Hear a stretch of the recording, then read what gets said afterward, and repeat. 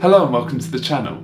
Today we're going to be checking out one of my favourite pedals of all time, and for me what is the best phase pedal ever made. I'm of course talking about the script version of the MXR Phase 90. So before we get into hearing how this pedal sounds, I just want to clarify a few things. As you heard me say in the intro there, this is the script version of the Phase 90, and for some of you that might be a little bit confusing. Now this is a custom shop reissue version of the original Phase 90s, which were originally released in 1974. These were then discontinued and replaced with the block letter Phase 90s, the standard one that we know today, in around 76 or 77.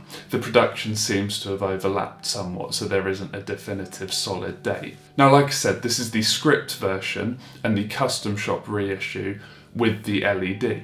Now this isn't to be confused with the 74 reissue Phase 90, which is very similar in style but doesn't feature the LED on it. Now that is a truer reissue to those original 74 pedals, which also didn't feature the LED. Whereas this custom shop one is based, yes, on those earlier Phase 90s, however with some nice modern features, mainly being the LED. But what is the difference with the script pedal? Well, the script pedal is considered to be a more subtle effect and generally considered to be a bit warmer and more of a 70s vibe, whereas compared to the block letter, that tends to be a bit more aggressive and in your face in comparison. So I hope that clarifies the difference between the three main orange Phase 90s at least. Of course there is also the VH variant, but we won't get into that today. So now that we've got that straight, let's check out the pedal and see how it sounds. So as you can see over here on the pedal cam, it's a dead straightforward pedal. You've got your on-off switch and a single knob which controls the speed of the pedal. Now what you see here is what you heard at the start of the video, but just before we get to that I'm going to switch it off and just take you through what the bass tone sounds like. I am of course playing a Fender Telecaster and I'm going to a Vox AC15, which without the pedal engaged sounds something like this.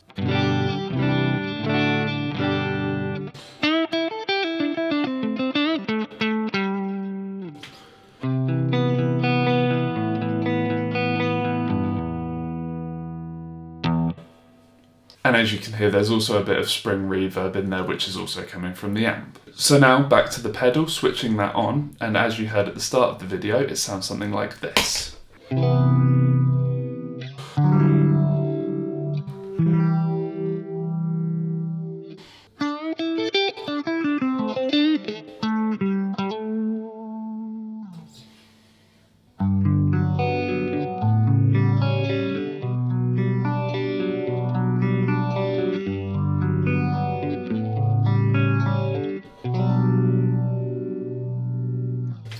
So that's the speed on this pedal that I tend to gravitate towards. And if you've heard any of my music, then you'll probably be familiar with this sound, because I do love this sound and I do use it a lot.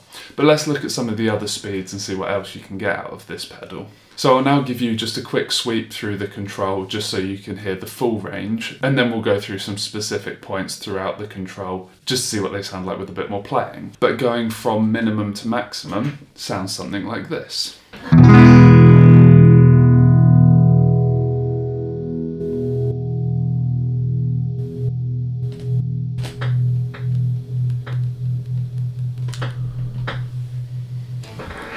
So as you can hear, it's got a pretty good amount of rate change in this pedal. So we'll now have a look at the pedal at about 9 o'clock, and that gives you something like this.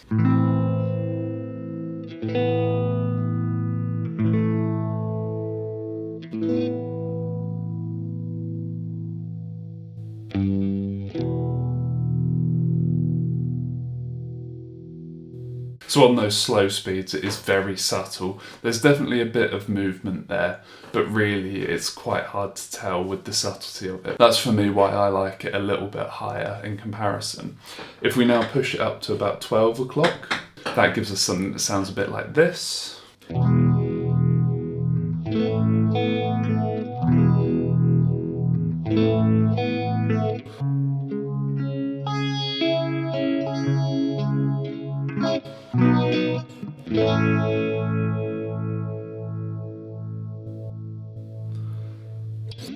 And then if we move it all the way up to 3 o'clock, it sounds something like this.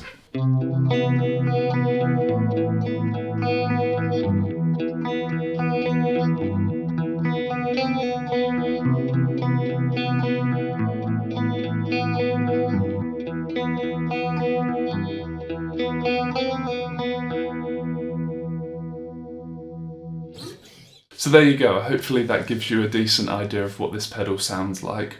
Like I said at the start of this video, I absolutely adore this pedal. For me, it's subtle enough, but still present enough to really just give you a great vibe and just a nice bit of movement when you need a bit of a phasery sort of modulation to your tone. I'm sure there's definitely people out there that will disagree with me and want the more Van Halen-y, very in-your-face type of phaser, but for the type of music I play and the type of tones that I like, this more subtle version just really hits the spot perfectly.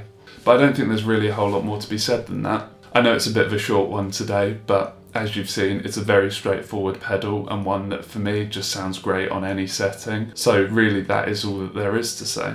As always, let me know your thoughts down in the comments, but that'll do us for today. So as always, thank you very much for watching, and I'll see you in the next one.